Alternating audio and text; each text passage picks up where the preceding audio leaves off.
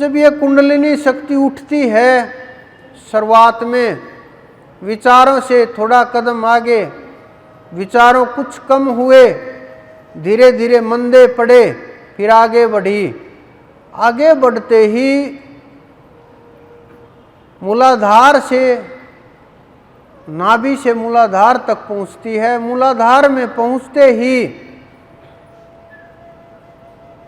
काम का वेग इतना प्रभावशाली हो जाता है, चाहे स्त्री हो या पुरुष। बैठे हैं ध्यान में, मन लगा है काम वासना में। बैठे हैं पूजा में, मन है काम वासना में। आसपास भी कोई स्त्री पुरुष नहीं हो, तब भी दिमाग में विचार वही। कोई शब्द स्पर्श न हो, ना माहौल हो, ना वातावरण हो, ना क्रिया हो, तो भी विचार वही। क्योंकि अंदर से हार्मोन चेंज होने लगते हैं।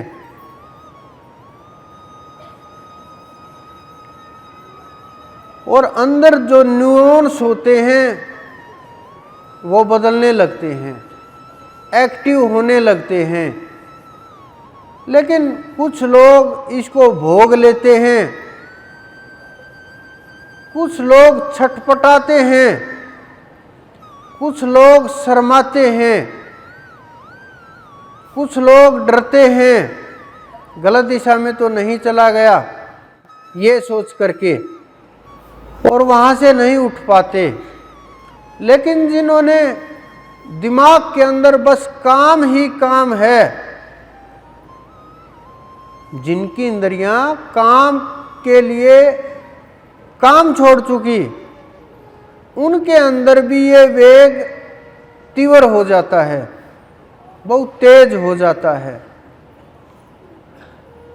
तो मानव भटक भी जाता है, भोग में फंस भी जाता है, और नीचे की ओर भी गिर जाता है। लेकिन जो साधक लोग होते हैं वो ना भटकते हैं, ना सोचते हैं, या तो अपने गुरु से इस विषय में चर्चा करते हैं, क्योंकि बाहर चर्चा करने से लाभ नहीं, नुकसान होते हैं। लोग कुछ का कुछ सोचने लगते हैं, विचार कुछ के कुछ बनते हैं, रिजल्ट कुछ और ही आता है। अगर ये संभव ना हो पाए तो उस समय के ऊपर हमें इस चीज को रोक करके रखना है, मन को साधना में लगाना है। मन, बुद्धि और शरीर साथ में आत्मा जोड़ दें। इनको हम, इनका सही इस्तेमाल शुरू कर देना है। जिस प्रकार से प्राणायाम प्रारंभ कर देना चाहिए, उस समय के ऊपर हमें वो अभ्यास करने चाहिए जो शीतलता प्रदान करते हैं।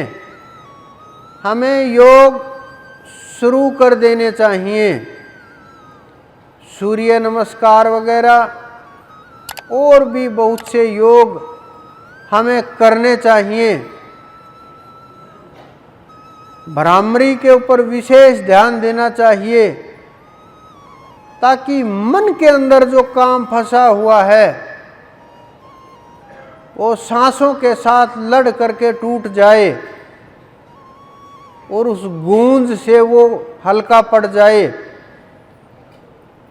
इस प्रकार से हमने काम शुरू करना चाहिए। ध्यान को बिल्कुल भी नहीं छोड़ना चाहिए।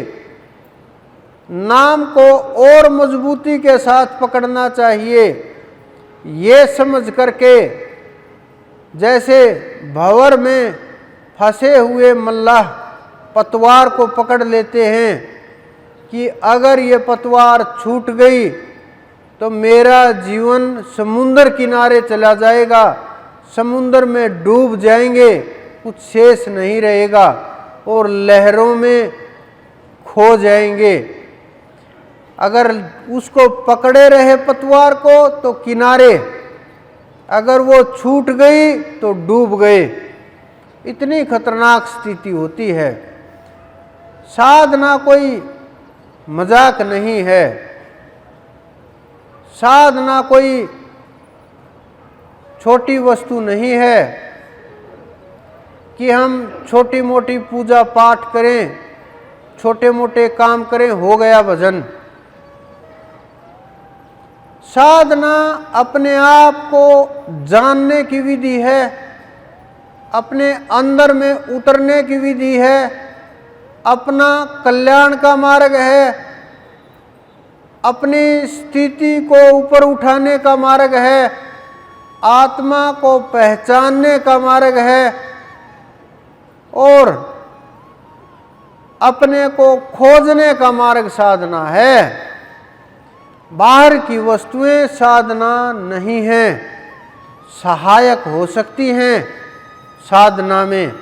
जैसे आप यहाँ बैठे हुए हो, अगर ये पंडाल लगा ना होता तो बड़ी धूप थी, ये लगा हुआ है, पंखे चल रहे हैं, आप आसानी से सब सुन रहे हो, समझ पा रहे हो, तो ये सब सहायक हुए ना, ये सारी चीज़ें आपकी सुख सुविधाएं।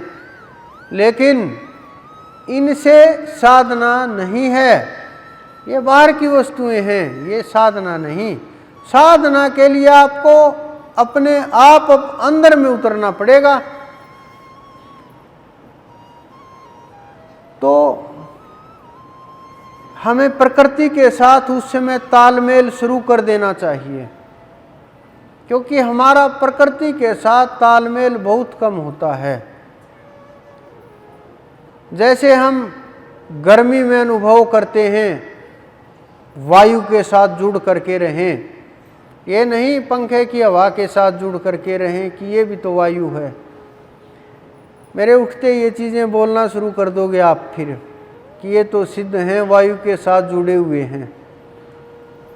साधना खेल नहीं, साधना हंसी का पात्र नहीं, साधक मजाक के योग्य नहीं।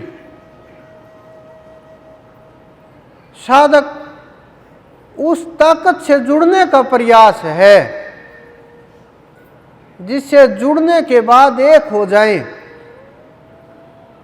उसको साधक कहते हैं। तो प्रकृति के साथ जुड़ने का प्रयास करें, सूर्य के साथ, ऊर्जा के साथ,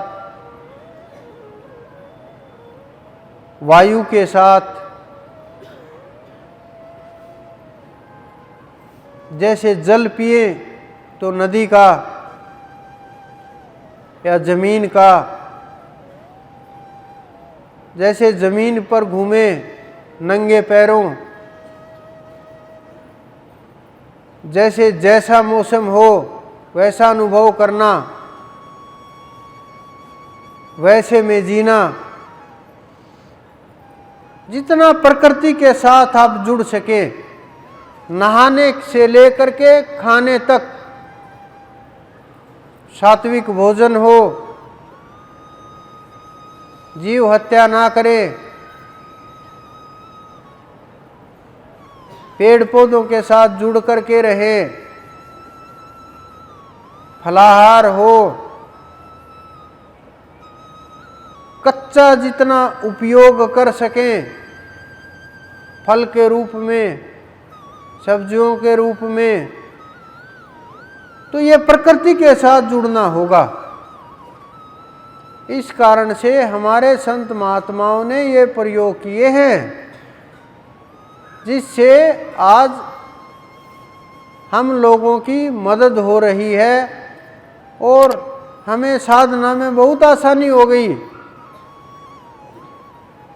तो इस प्रकार से आप साधना करोगे तो उन चीजों के ऊपर पकड़ होने लगेगी। और ध्यान रखते हुए, ये नहीं भोजन किया और बैठ गए। अगर आप भोजन करते ही साधना में बैठोगे तो नींद ही आएगी, फिर साधना कैसे होगी।